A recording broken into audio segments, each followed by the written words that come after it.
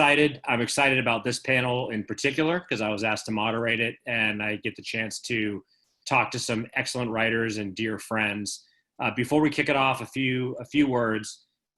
If you're liking what you're seeing, you can help us by promoting on social media, share it on Facebook, send a tweet, put something on Instagram, help us spread the good word. The more awareness there is, the more attendance we'll get, and the more good things will happen.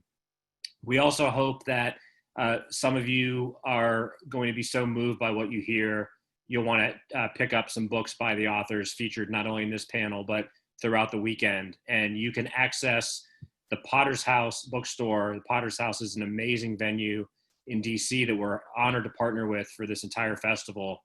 And they've worked with us to make these books available. So if you go to either the agenda page or the speaker page, there are a bunch of links that'll take you directly to the bookstore, and you can order books that will be delivered directly to your doorstep. So support our writers and support independent bookstores as well. So without further ado, let me introduce my co-panelists for this panel, Tell My Story, The Memory of a Family. I'll start with Myra Sklarew. She is a professor emerita of literature at American University. She's the author of several poetry collections and books, including Harmless, Lithuania, New and Selected Poems, Like a Field Riddled by Ants, Over the Rooftops of Time, and her most recent book, A Survivor Named Trauma, Holocaust Memory in Lithuania by SUNY Press in 2020. She's the recipient of the National Jewish Book Council Award in Poetry. Joining her is Kirsten Porter, who is a freelance editor, poet, professor, and guest lecturer. She earned an MFA in creative writing from George Mason University. Porter has taught creative writing, composition, and literature studies at Marymount University. Her poetry and teaching focus on women, cultural diversity, community, and the ability for all to repair what is broken in themselves in the world. She's also the assistant to poet and literary activist E. Ethelbert Miller, and editor of the collected poems of E. Ethelbert Miller, published by Willow Books.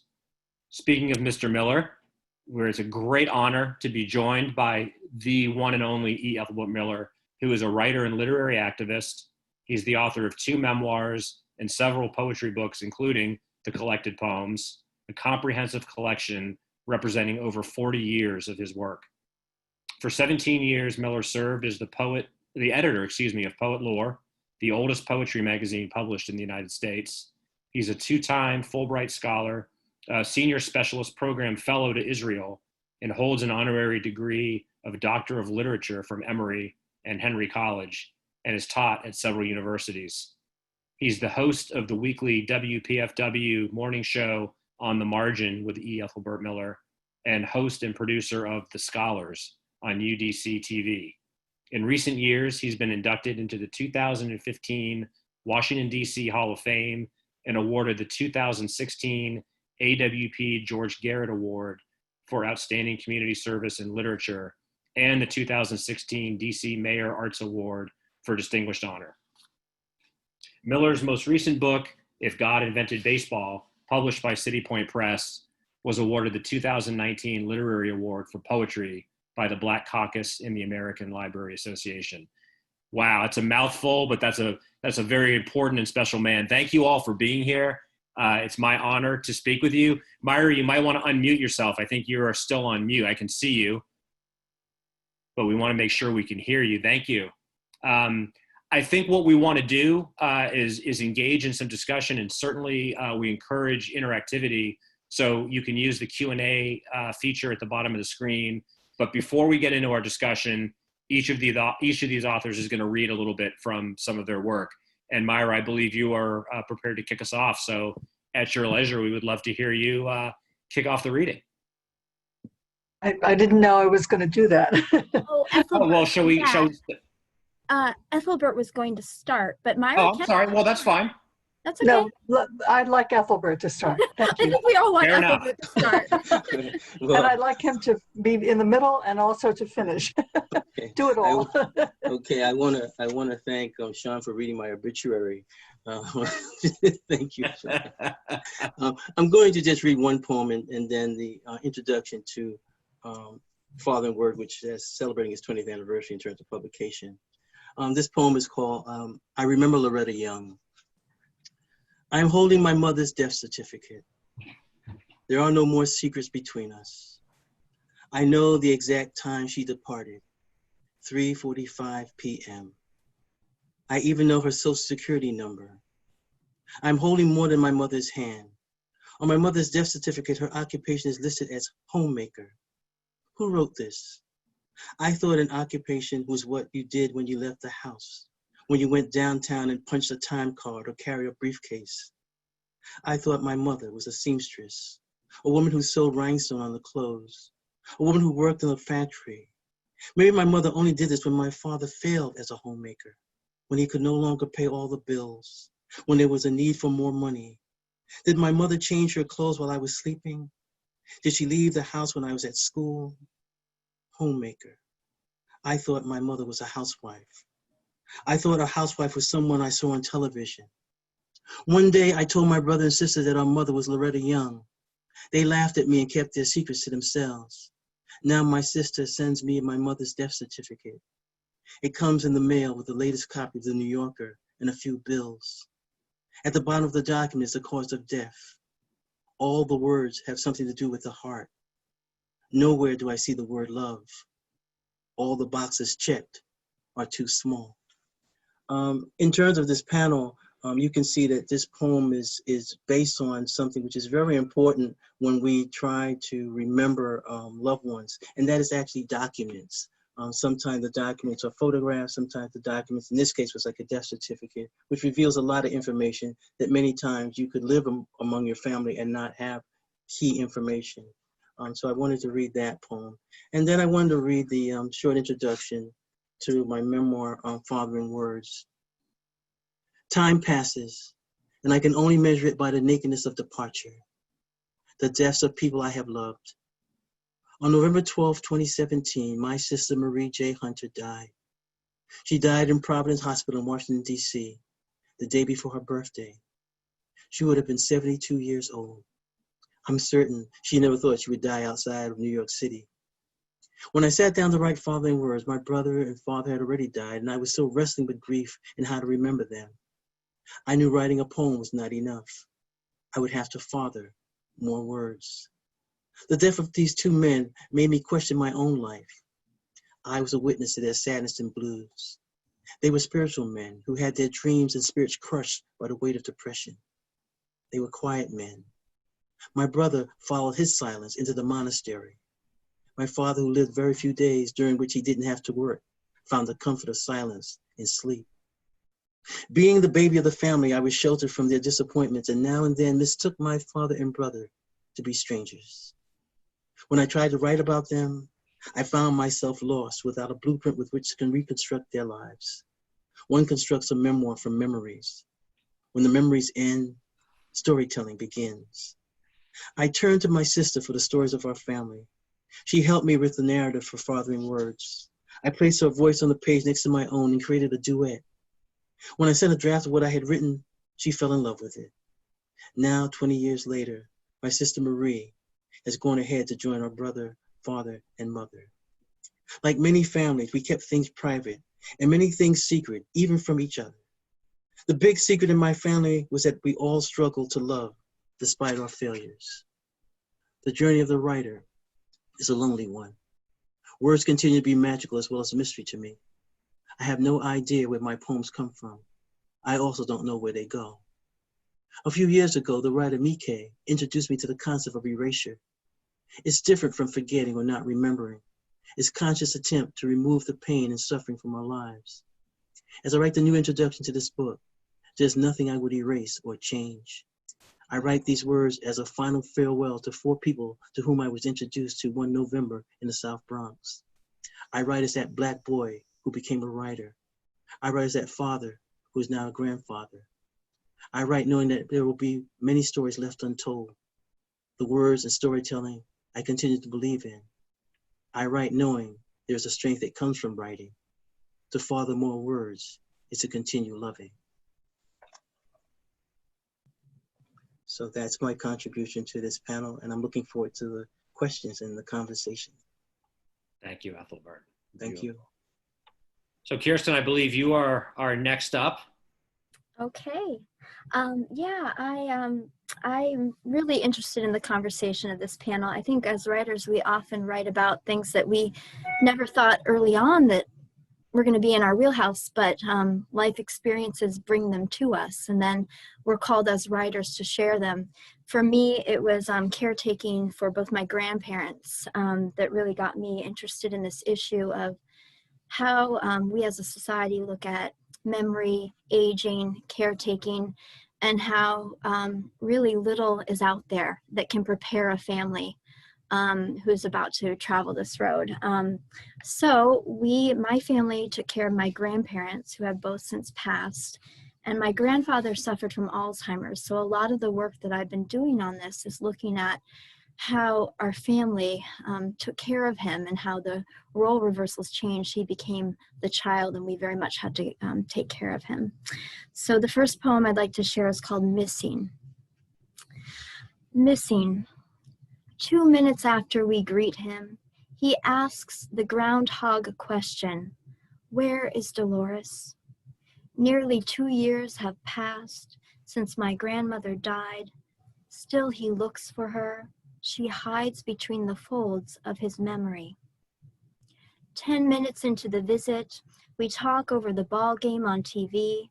He stops to check the score, the locks, the dresser where his wallet rests, and then, where is Dolores? We had prolonged the packing away of her things, evening robes, silk scarves, the lipsticks and reds and pinks, dangling earrings and delicate bracelets, Bible verses tucked into her pocketbook, all that spoke of her, that would probe the question, where? 30 minutes and he is wringing his hands. He rubs the skin between thumb and forefinger. Something is wrong, but he can't put his finger on it. Where is Dolores? We had needed a part of her to stay, left her on the wall, a few pictures to remind us she was once ours. Here, the one where she stands behind him in a blue dress and steady eyes, one hand draped over his shoulder, when they were younger and still remembered birthdays and anniversaries. There, the one where she bends over her grandkids on the Bay Bridge, wind in her hair, the water below, swept up in its own current. What time has passed? A year? An hour or two? He checks his wristwatch, shifts in his chair, looks around, and still the question, soft, plaintive, longing. Where is Dolores? I cannot seem to find her anymore. The next poem is just a short poem. It's called Spaces Between, and it's kind of this almost a meditation on loss. It's not losing you that hurts most, but the space between having you and not. I see you setting the breakfast table, fork, knife, spoon. When you are gone, an empty chair, the space between you and air. And I think I'll just end with just one last poem. And I think also as writers, sometimes what we do is we imagine the things that are not said. And when my grandfather's language was taken from him because of Alzheimer's, and if anyone has watched someone struggle from that, it's the cruelest disease to watch somebody not have the words anymore or the memory. So I often found myself thinking, what would my grandpa think now? What would he say now if he had the words? So this poem is written in the language that my grandfather would have used for my grandma, who again had passed away. And we found that when she passed, it was almost like he had died too. I should say really quick, my grandmother and grandfather were married for 73 years before I wrote this poem and when she passed. So to say that it felt like he died too, it truly did feel like for him, a part of him was missing, like a limb was gone.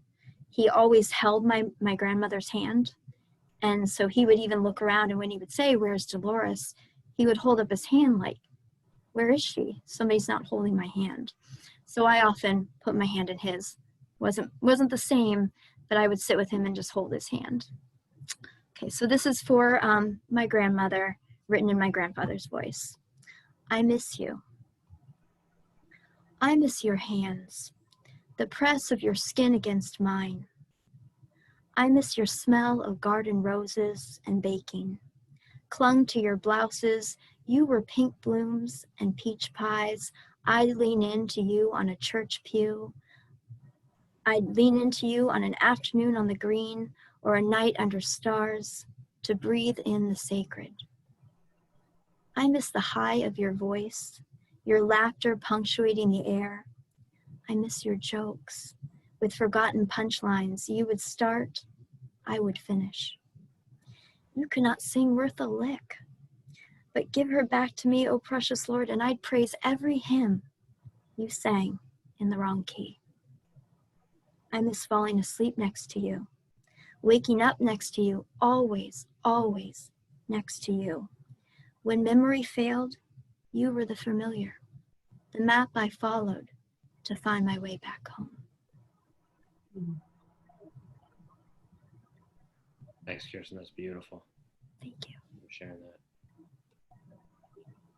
Myra, can we entice you to share some words with us? Yes, I'll good. tell a story. Okay. It was the better part of about 2/3 of my life before I knew that I had some living relatives that I'd never met. I was invited to Italy in 1993 to help start an artist community in a 15th century cathedral in Umbertide. Once in Italy, I thought Lithuania could not be too far away, which was the home of my entire maternal family. It was after the end of the 45-year occupation by the Soviets of Lithuania. I began to make annual trips there, and though most of my family who were still there during the German occupation in 1941 to 44 were killed in their villages, two whom I came to know survived, a cousin and an uncle. My cousin, as a teenager, survived witnessing the killing of his father and all the men in their apartment house. He was shot as well. Taken to a ghetto, he helped to deliver his infant brother and buried him a few days later. His younger brother was lost in a fire intentionally set in a hospital. He survived Dachau. I established contact with him in Zurich, Switzerland. He began to call me every day and every night, sometimes 2 or 3 times a day. And though I was working, I took part for 9 years until his death and went to Zurich to meet him. He taught me about trauma, how the sea turned to blood the first time he entered it after the war. And he taught me about reconciliation, how he was healed by his artist wife, who put a curtain between him and his memories in her paintings. She painted him into a garden. I went to the town of his birth in Lithuania, where 2,076 people lay in a massacre pit, including 29 of our family, and spoke about him at a memorial there. I will always be grateful to have known him. I also made contact with my uncle who lived in South Africa. He walked through much of the same sorrow as my cousin. He was a poet and writer who barely survived, and we communicated until his death. It is strange to go nearly half a lifetime before discovering that these cherished family members did exist and that you could bring them into the light of your life, as I did as a writer. When I first learned about the Holocaust, I thought surely we would care for one another better in the future, but we have not. As Joanne Gabin, head of Furious Flower Poetry Center at James Madison University, the first academic center in the US devoted to African American poetry, wrote to me recently, we must raise our voices at this juncture in human history to say no more. Wow. Well, thank you all for sharing your work, your words. I think the overarching theme here, right, is we're not just talking about writing and memory, but we're not just talking about writing about family and the memory of family, but we're talking about some going pretty deep into some uncomfortable places. I'm curious, if everyone would like to talk a little bit about how that feels and what the reservations, if any, are about that. And also, I think any writer, obviously, even if a writer is writing fiction, there's an element of the audience expecting that this is their story on some level. But I think it's safe to say when you're writing nonfiction, particularly about your family, that safety net of plausible deniability is removed. So it's at once an act of courage and it's an act of bearing witness, but it's also an act of potential betrayal. So I would love to hear each of you, maybe in the order that you read, talk a little bit about, some of the good, the bad, and the ugly of this endeavor. Well, I'll respond with giving 2 examples where I don't think it is betrayal. I think, for example, a woman writer right now who is dealing either with incest or domestic violence has to write about that. And it might take many years for that individual to reach that point where they can write about it. But they're not writing just about themselves or their family. They're writing about so many others who are going to remain silent. And so I feel that's very important. And in that case, you get a sense of the power of literature. But then there's the other side where we see many writers who are in exile and who, say, for example, write a book. But now they have to be concerned about family members who might be in the old country. Somebody might be rounded up in Iran or a country where India or somewhere. All of a sudden, you're writing your story, but it could be a distant cousin who winds up being pulled out of bed in the middle of the night because your book is being reviewed in the New York Times. You're grateful for the recognition in the New York Times, but your cousin overseas is not happy about that. And I say that in terms of, one, so many people moving around the world and telling and sharing their stories, and it does come with consequences. You think that your story is just your story, but it's a story so many times for an entire community. Yeah, I think I can speak to, I'll tell you, it's actually been, 4 years since my grandfather's death now, actually. And I think I'm finally starting to be able to read without crying. And that's been really hard for me because I want to write and I want to share, but a lot of it, sometimes I'm constricted by emotion. And I had a writing teacher, one of my first writing teachers often said, sometimes you just need to wait. You need to give it some distance from the trauma of whatever it is, grief and loss or abuse, or, you can write, you should write whenever you can, but sometimes that's just writing for you to process versus public writing, where now I feel like I'm a little bit further away from the pain and I can write in a space that might be helpful to other people. So I think that I really wanted to share, especially after my grandmother passed, but I would go to readings and I'd get embarrassed because I would get up and I just would be like, I can't, and I just would start crying because the pain was so raw. So I think that whenever we write about something that is close and dear to us, there is a danger of it putting us back into that hole of grief. But, when we're able to kind of look at it a little bit more objectively in our hands and also see that if I share my story, like I think part of why I really wanted to do this panel is I'm of the opinion that my family was really at a disadvantage. We really walked into this blindly. We had no idea what to expect, what to do. And even when we were going through it, when we looked for resources, support groups, other people that would talk to us, there really wasn't much. So I really, I often go about my life thinking, okay, well, what can I do to help other people so they don't have to hurt as bad as I do? Because it really is a painful place when you're going through it and you feel alone. And I don't want that for anybody. So if I can, everybody's story is going to be different, but if I can share something tangible that you can take away and go, okay, note to self, when this happens to me, or when I see somebody else going through it, I'm going to reach out to them and be like, hey, how are you doing? There's such an, like, we're dealing with a pandemic right now, so isolative. When my family was taking care of my grandparents, it was like its own family pandemic. It was so isolative. Nobody wanted to reach out and say anything. It's not that they didn't care, but it was almost like a virus, like, oh yeah, we'll let them take care of it. I wish that wasn't the way. I wish that more people realize that everybody is going to be going through this at some point. And if we all start sharing our stories, talking about what worked for us, what didn't work for us, reaching out, I think that's what's empowering as writers that we can do for each other and our community. Indeed. I would just say this, Simon Chama once wrote that we can learn history through the textbook, but we need to learn it through the archives of the feet.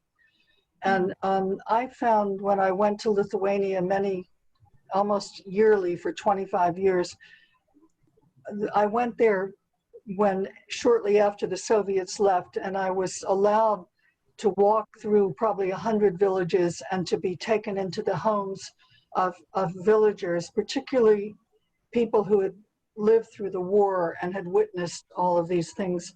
And I got to know people who had saved others, who were very courageous, and some who were killed for saving others. And something about walking through the villages, something about knowing the larger story and knowing it deeply by really taking the time to experience it with those people was a gift beyond any gift I've ever had in my life. And so I think it's a matter of, well, I think I've said it. Thank you. Yeah. No, and I appreciate that. And I think although there's some significant overlap in the readings, I think we can see that there's at least two distinct types of recollection being talked about here, the act of bearing witness and the act of giving voice to either dispossessed community or a deceased community, and bearing witness in a very positive way and forcing readers to look at truths they might not otherwise know about or want to confront. But I do want to tease out a little bit my earlier comment, and I say this having written a memoir about a family member and dealing with chronic illness and grief. The notion of Kirsten, what you said really resonated with me. I can relate in the sense that my mother struggled with cancer, and one of the takeaways from that experience was not having any idea what hospice really did. So one of the main impulses of my memoir was to do exactly what you just described, which is if one person reads this and understands that there is help out there that they might not even realize is there, then it's all worth the effort. But that still was, so the intent of my memoir was very positive, and it told a loving family story. Nevertheless, to tell a true story, it was my version of history. It was my version of facts. And while I think an author can inoculate themselves by saying this is my story, there is that potential of exposing family secrets or saying things that others might not want said. And I'm just curious. So I want to be very clear. I'm in the camp of the story should be told, and it's on the storyteller to make it work. But how do we grapple with some of this potential family drama or drama from those that you're putting yourself in a very vulnerable position to put these truths out there?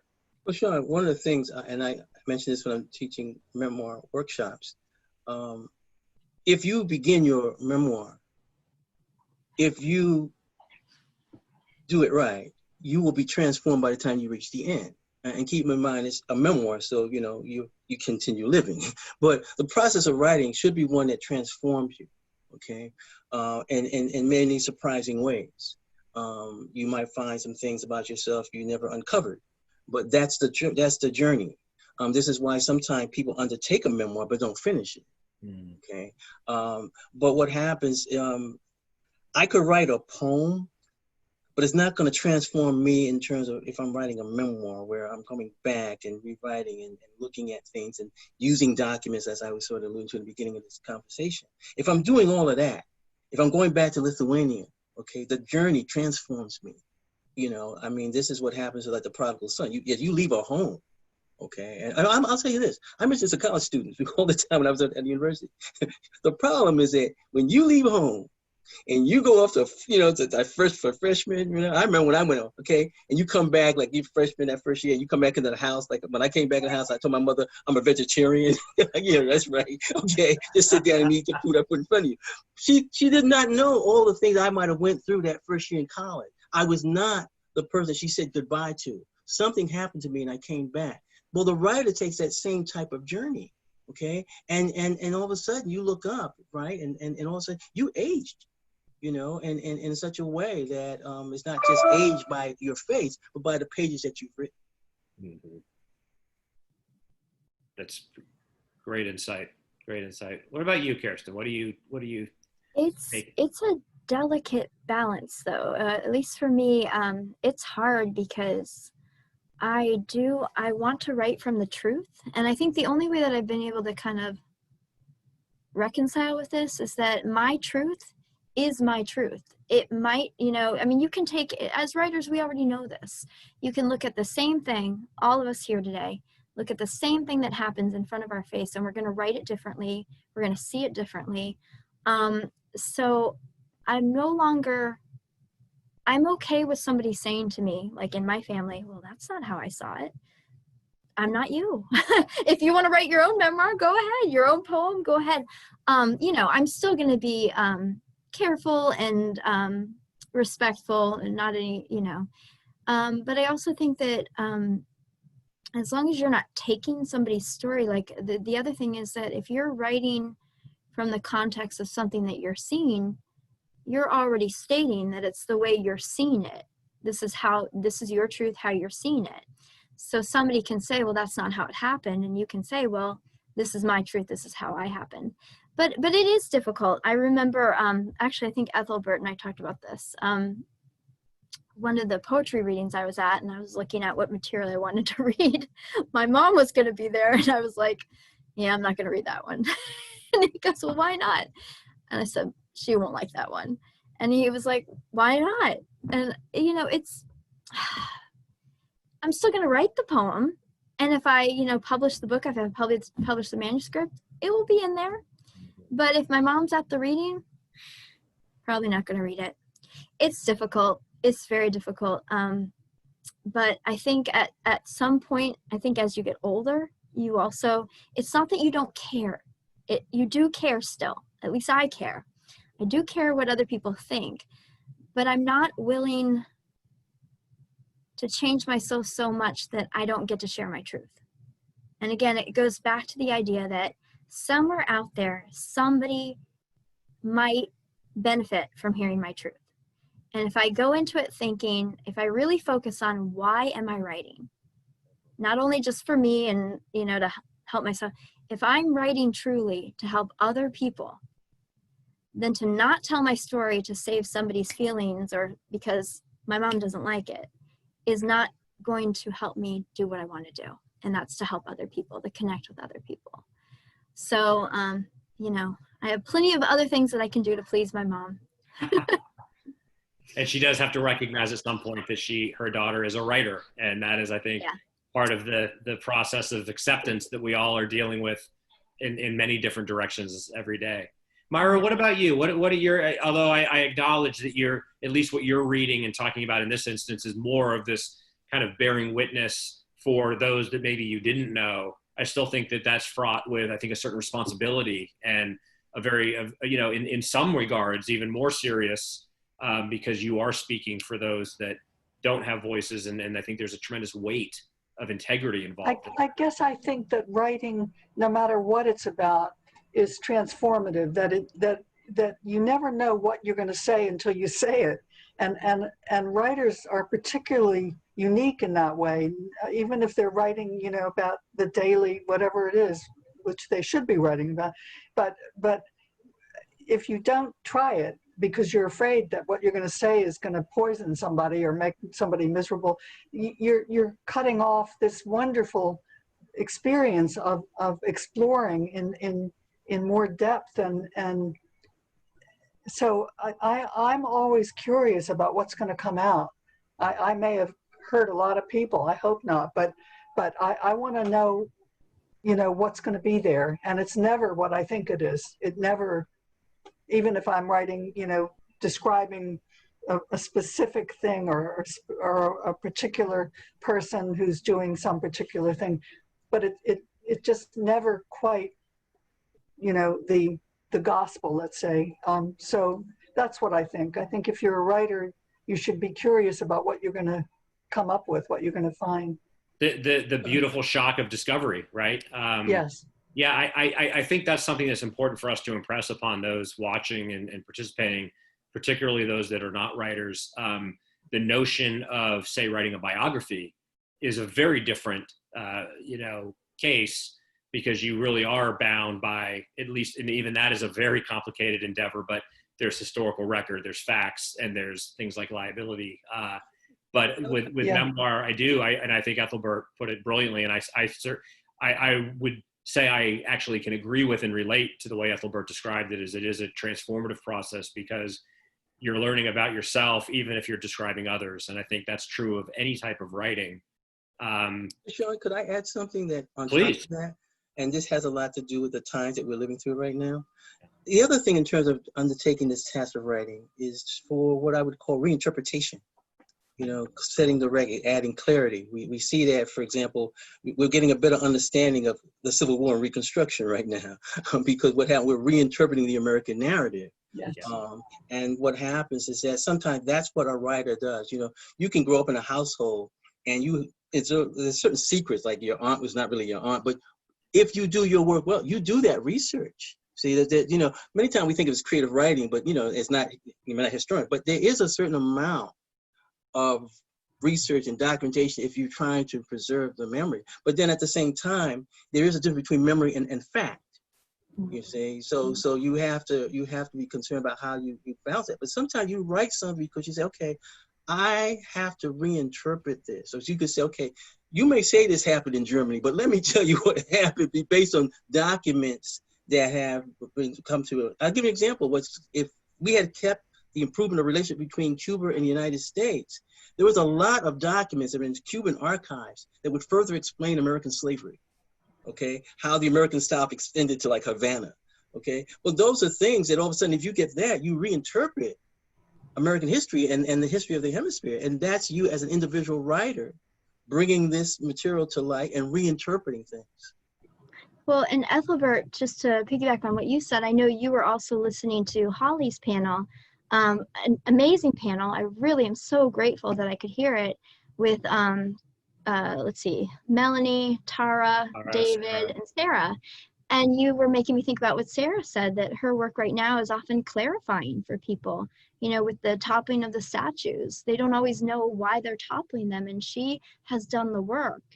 That's her life's work, is going through the archives and finding out the truth of the story. And then she's like, we're angry because this. So she's giving reason for what some people are just angry about and not even understanding. And I think as writers, that is so important. If any time that I'm doing some type of writing where there's got to be research in there, you've got to get those facts straight. It can't be just emotion. So, and Alzheimer's, writing about Alzheimer's, there's so much emotion around it. I could just write about from the emotional aspect, but I do need to understand the disease, the progression, how it's affecting my grandfather, to be able to come at it at something other than just anger and pain, and to have some kind of grounding clarification there. I'd like to ask a question to Myra, just based on what you just said, Kirsten, because I always felt, Myra, that you also, along with being a writer, there's that scientific part of you, where, it's like research. You have to be exact if you're doing a scientific experiment. And I'm just wondering whether, as you are doing your writing, are you balancing those two sides of your brain? It's interesting because I once studied bacterial viruses with some of the people who first looked at them under the microscope. An amazing experience. And I've written a poem about the coronavirus, and I'm as much consumed by the science as by anything else. I mean, it's it's the most remarkable, if it didn't hurt so many people in the world, just to look at this essentially non-living substance. Essentially, these viruses they can't reproduce themselves unless they take over somebody else's DNA. So people are not, they don't consider them living. At the same time, the remarkable way that they can convert somebody else's DNA into making more of themselves. I'm as much bewitched these days by science as by anything else. Yes, it's always there. Yeah. I have a short little piece about Alzheimer's. Could I read it maybe? It's not long. I think you might enjoy it. And Myra, let me show everyone your book. Myra sent me her book. It's the best book about aging. They're little essays that you wrote with Patricia, right? Yeah, Patricia Garfinkel, poet. Yeah. So this was really helpful for me to read and kind of understand Myra's perspective on aging. So I highly recommend. The other thing I did in my life, I was working at Yale Medical School studying memory and with monkeys. And so that's part of my interest.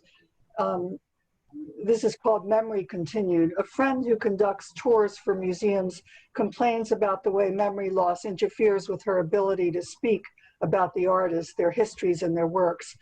That just at the moment when she's about to announce the name of an artist or a particularly critical point in the artist's life or a place name where the artist lived and worked, the word evaporates. Sometimes she's lucky. A member of the touring group volunteers the missing name, place name, or artist. I was reminded of a tour I conducted for the Krieger Art Museum in DC with folks suffering from various stages of Alzheimer's disease. I selected a work by Picasso, a beautiful nude composed of geometric shapes, the seated nude. I figured that even if the group wasn't able to make out the whole collective image of its parts, at least they might enjoy the colorful squares, triangles, and circles. At first, there was utter silence. I thought that my hunch had been useless. I hesitated for some moments, hoping to give them time to register what they saw in front of them, but no response. "What do you think she's feeling?" I asked them. Still not a word of response, when suddenly a man in the group begins to sing, Bewitched, Bothered, and Bewildered. You all are probably too young to know that song, but Ella Fitzgerald used to sing it absolutely gorgeously. It's a wonderful song from my jazz days, from Rodgers and Hart musical in 1940, a time when most of these people were very much alive and cognizant. Then I sang the whole song to them, and pretty soon the whole group was singing. What a perfect response for the gorgeous nude brought into being by Picasso's superb artistic hands. So memory was lingering there. It had only to be awakened. Whatever part of it was still present, still able to be summoned, and it brought with it a great and momentary joy. So when the trigger, the doorbell that summons the memory, has become disconnected, the neuronal connection that calls forth what heretofore had been easily accessible no longer works as well as it once did. We must not be discouraged. One day, neuroscientists will understand much more about these fundamental functional lapses and may well figure out how to create remedies. Meanwhile, keep singing. But it's interesting because those parts, some parts of the brain are working quite well, but the access to them, the key to them is missing. But you know, Myra, I'm going to add on, like, it's kind of funny, you know, because I had organized that session that you participated in. And so we broke down into groups. So while you were dealing with one group with the painting, I think maybe it was Kim Roberts had another group, but there was a woman who was in the group. She was just talking what she saw in the painting and everything she's going on. And then her caretaker tapped her and said, "But you don't have your glasses." And it was felt so embarrassed, but she was going on talking about all she was seeing. And I think her eyesight was really bad. So when her caretaker says, "But I don't know how you can see anything because you don't have your glasses on," and she sat back down. But and overall, it was really wonderful to see people. I mean, in this case, she was seeing something that she just made up. you know, didn't have to do, but that was the prompt. That was the beauty of it, you know. Yeah. They learned a lot from that. But I felt that you, and I think it's maybe Kim Robinson and Becker, I think, with the three women. And I always liked that idea because it meant so much for people who were in a home, getting on a bus, having lunch, you know, looking at art. And they just felt so welcome, you know, in terms of being in a facility and not trapped. And I think that that type of journey is what happens when you write a good poem or you write a good memoir. You're able to take people who can't go somewhere. And that's why I think right now, you know, people are reading more because they're sheltering in, and you know, workshops like this and festivals like this is to sort of like say, okay, buffet now, you don't have to stand a little distance away from it, you know, just get what you want. And after the session like this, you can nourish yourself and benefit from Myra and Kirsten and Sean, what we said today. Yeah. Music and poetry definitely Myra and I were talking about this before in another conversation, when I would go and visit my grandparents at the assisted living where they were at. Whenever there were any music or poetry events, that was always some of the most popular, well, and pets too. But music and poetry is just, there's something cathartic, and there is something, and there has been a lot of research on the memory and how it's very interesting how my grandfather couldn't remember what he had for breakfast that morning, but you put a songbook in his lap of the big bands, he knew every word. He didn't even need the book. And he, you know, it taps into something that is just quite beautiful. Yeah.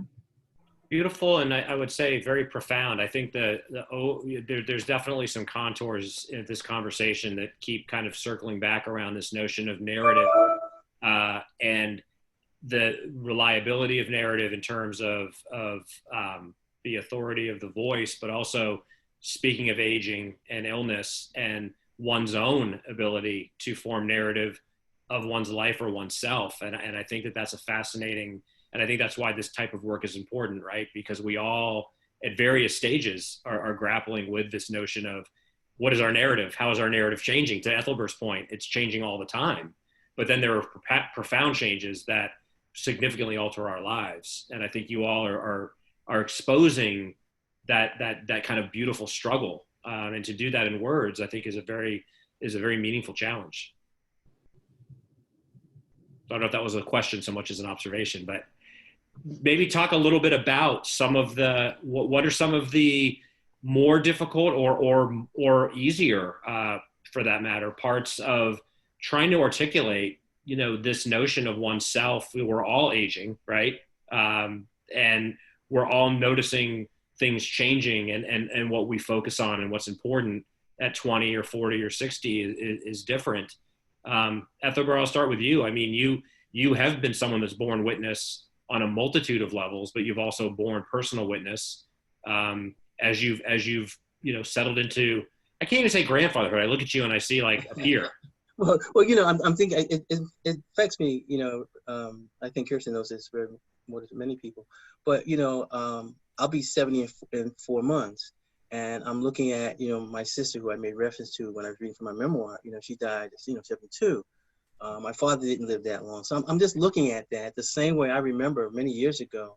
I think it was Lucille Clifton talking about when she reached the age that her mother had lived. You know, it's sort of like, you know, like a guidepost where you say, okay, I'm taking this journey. I got this far, okay, but how much more gas is in the tank? And I say that gas in the tank, I don't even know how to drive. So you see my problem. But what happened following the middle, you know, you don't know. And so what happens, I look at the last, say, year or 2 years, I've increased my productivity. You know, I'm sort of racing against time. I don't know how much time I have. And so, you know, and I feel definitely blessed because of my relationship with Kirsten, because I've been able to at least deal with this now. And I feel a certain sense of urgency. And when I look at this COVID, this pandemic, you know, I don't know. Every time I talk to somebody, you know, there's some death on the other end of the conversation, you know, you know, I look at the fact that my mother was born in 1919. I said, okay, well, she made it out of 1918, you know. But, you know, what happens is that, you know, I've never seen anything like this. So, you know, and especially under this administration, I don't know if I'm going to make it to 70, you know, just like many people don't know if the school's going to open back up.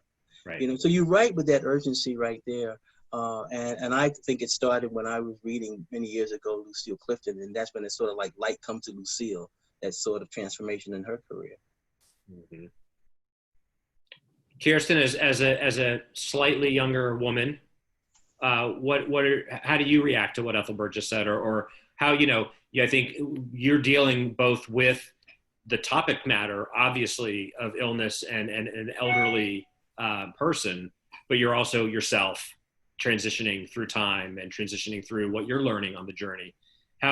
What has changed that you've noticed, both in terms of your writing and the way you perceive the topic? Well, first, just a quick comment about what Ethelbert said. I've known Ethelbert for quite a while now, over 10 years. And he is definitely busier now. I can't keep up with him. He's saying, he's almost 70, and here I'm, younger than he is, and I can barely keep up with him. So he gives me hope that if I can have as much energy as he has in my stuff, I'll be fine. But I think for me, taking care of my grandparents has taught me not only to value time and to realize that we don't have as much as we think, although they lived into their 90s, but it makes me look at what's coming up next for me and my own parents. I worry about them in ways that I didn't, because I think that I've learned a lot of the things that I saw as a caretaker of my grandparents that I don't want for my parents. And I think what's extremely worrisome right now is that we're in a time of pandemic, and a lot of those things that I thought I'd have more control over, we're seeing. I mean, right now I have 3 friends that have elderly mothers that are suffering from COVID, and the limited access because they're in, assisted living or nursing homes is concerning. One thing that I learned a lot about, and I wanted to write about more, is the importance of being an advocate for your parents or grandparents. But we're seeing right now that people can't really do that because of not being allowed in the same space because of the concerns of the disease. I have a lot of concerns. I have a lot of anxiety right now. My father is immunocompromised. He has several risk factors. So I have been quarantining with him, and my mom teases me that you're keeping us in a bubble. And I'm like, I just want you to live. I want you to get through this. Please don't be upset with me. I just need you here. I'm not ready to let you go. So that's been really hard for me because I thought that I learned a lot from caring for my grandparents. But what Ethelbert said, that we've never seen anything like this. That's right. So I feel like right now, a lot of us are dealing with some extra backbreaking work of dealing with the aging, the memory, the making sure that everybody is cared for if you are with people that are elderly or have aging issues. But then how to deal with that during a time when right now everybody is suffering because of the pandemic. All of the health concerns, I don't want my dad to go to the hospital right now, as in even for checkups. I'm afraid. So I'm constantly trying to figure out how that I don't let my fear get out of control, and I can still make sure that my parents' needs are met, and I guess write about this situation right now, write about the situation I had with my grandparents, because we still need that knowledge, even though the pandemic, we still need to be aware of aging concerns, memory concerns. Just right up the block from me, one of my friends brought her mother from Florida, who is dealing with dementia. And I sit social distance about 12 feet away from her on her porch and just go up and talk with her. And I'm seeing the same things that I saw in my grandparents. Sure. And it's like, how do I even help right now? It's so difficult. You just be with them. You collect their stories. Right. Myra, any thoughts from you on that front? It's kind of hard to know where to go with that. Well,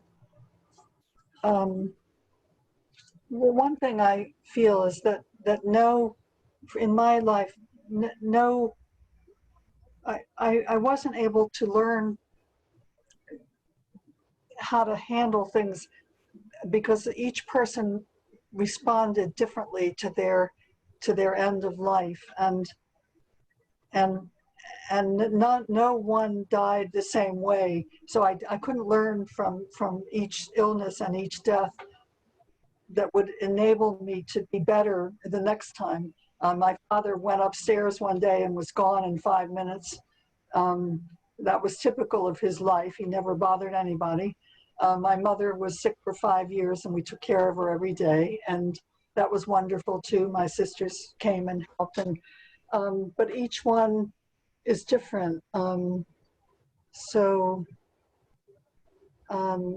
I feel like I'm still learning, and I'm 85. And at 85, I find that I measure every decision I make by the little space that's left. I know there's only a little space. And so it's very different. It's like a different country, really. It's very different from when you're young and you feel that there's this long space ahead of you. But when you're this age, you think you're lucky to be at this age to begin with. And you think that, should I do this or should I do that? And what difference will it make in a year or so when I'm gone, something like that. And to make sure that your children know, and your grandchildren and your great-grandchildren, now that I've got 2 great-granddaughters, that they know that you're grateful to be at this age and that you've lived this long enough to see them and to be with them. I don't know if I've addressed anything But here. Myra, what you should do, you should do what, sign one of those Stanley Kunitz contracts for like 6 books or something like that. Let's get it about over 100 years old. But I think he signed a book contract when he's like 100 or something like that. That's one way to cheat the fates, right? Well, it's hard to believe because I've enjoyed this so much, and I would love to have everyone read and talk more. We're coming up on an hour, and I don't see any questions. So I would love if anyone has any kind of closing thoughts about what we've talked about and what's next. Speaking of the urgency of these projects, what are we going to see in the coming months? I think what we see is the work that you're doing, Sean, maintaining the literary community during these times. And so this is just a way of saying that writers can continue doing what they're doing, form new relationships, use the technology, but this is something that I think you have to be given a lot of credit for bringing us together. Well, thank you for that. That means a lot coming from you, and it is a labor of love, and I'm certainly restored and inspired by being around writers and keeping that community growing. That really that's the core mission of 1455, no more, no less. But for someone like you that has built community for decades, to recognize that is very meaningful. I appreciate it. And I want to thank everyone, and Sean, thank you for all the hard work that goes into doing this. And Kirsten, amazing, and Ethelbert, without saying, you're my heart. So thank you. I also want to chime in and thank you. Sean, when we kind of conceived of this panel, it was before COVID.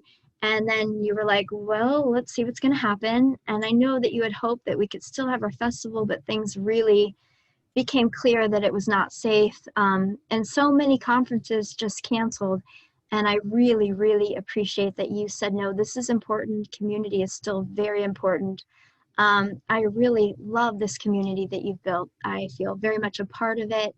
And I'm grateful for this chance to talk with. I mean, I love you and Ethelbert and Myra. You're just so dear to me. So it really, just in our talking with others, and hopefully other people will see it, I already feel less alone, and I already feel, validated in the writing that I'm doing to, give my grandparents a voice and let their stories be heard and help other people that are dealing with this so that they don't feel alone. Your community and allowing us to be together like this is helping us all connect. Thank you. Well, thank you all. And believe me, like I said, it restores and inspires me. So there's a very selfish element, a very gratifying element. But yeah, I think I would echo those sentiments that this is always important work. But right now, one way I think to stave off despair and isolation is to boldly look at it. And as Ethelbert said, use technology, use whatever means necessary to connect and inspire and look out for one another. And I think, honestly, that's obviously what you three are doing with your work and I don't just mean your writing, but your life's work. So I'm honored to share the stage with you, and I appreciate you being here today. So thank you all very much, and we will talk again. Okay, take care. Thank Myra, you. goodbye. Kirsten, I sent you some emails. Thanks, everybody. Bye-bye. Bye. Thank you. Bye.